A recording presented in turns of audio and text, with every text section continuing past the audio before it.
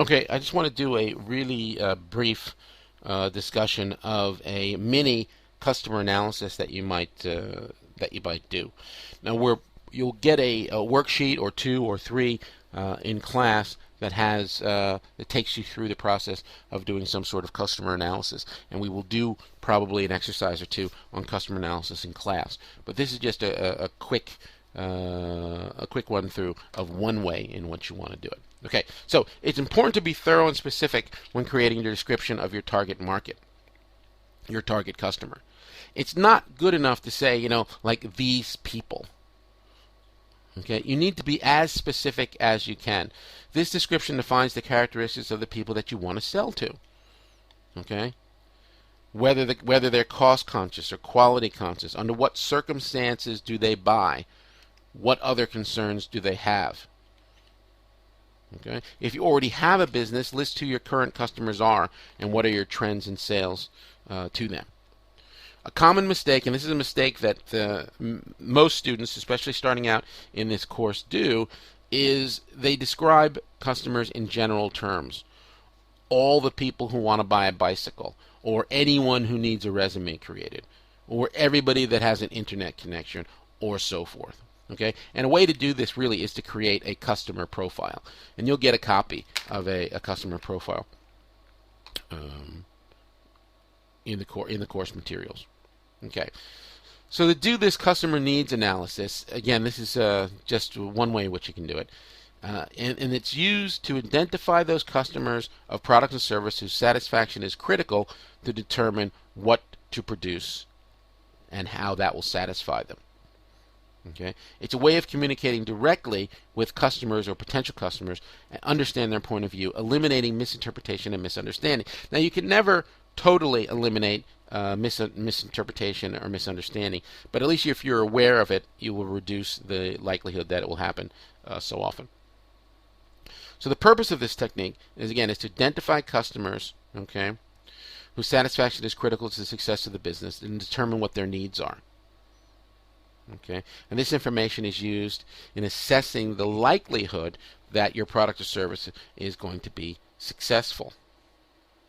Okay, one of the benefits of this is that it's a systematic way of collecting, distilling, and prioritizing customer needs. We can kind of do it in an ad hoc sort of way, but this is systematic, replicable. We can do it again, and we can do it again, and we can compare. If we do this analysis in one target market group of customers, we can do it in another, and then we can compare the results because the methods that we used were the same. Okay, so as an example, interview notes. So you go and interview potential customers about what their needs are, about what their wants are, that sort of thing, and then you summarize them. And then you create a needs statement. You make a list of these statements, and then you prioritize them in some sort of way. Very, very simple. Okay, very, very simple. Too much self-love. Now, I know some of you are suffering from this. I can tell. You're laughing now, smiling. Too much self-love. What is this about? Well, I can tell you that scientifically oriented people, engineers and technical people suffer from it most. Okay, that probably wouldn't surprise you.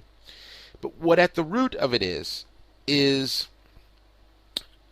entrepreneurs, companies, people that produce products and services that they are more in love with the product and service than they are with the customer.